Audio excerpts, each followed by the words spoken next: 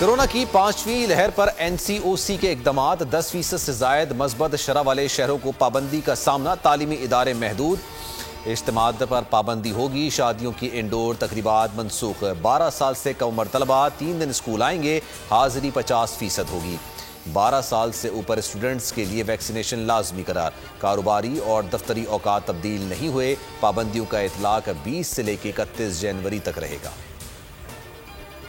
कराची में कोरोना तशवीशनाक सूरत हाल इख्तियार कर गया है, मस्बत शरह 40% तक भी बढ़ गई है।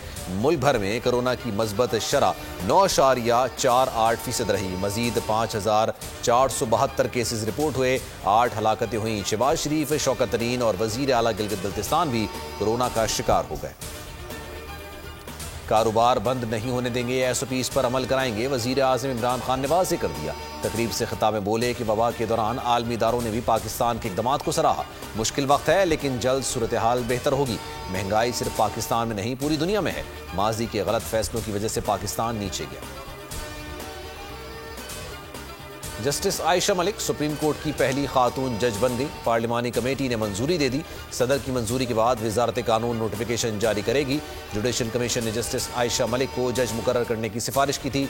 जस्टिस आयशा मार्च 2031 तक अदालत उज़्मा में जज रहेंगी।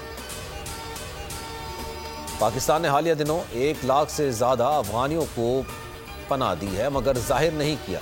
साबिक सिफारतकार जफर हिलाली का बोल न्यूज के प्रोग्राम तज़िया विद समी इब्राहिम में दावा।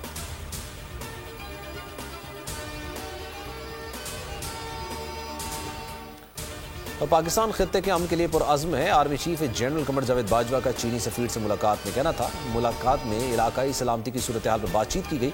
दो तरफा ताउन को मजीद फरोग देने के इक़दामात पर गौर किया गया। चीनी सफीर ने CPEC की पेशरफ पर इत्मीनान का इजहार।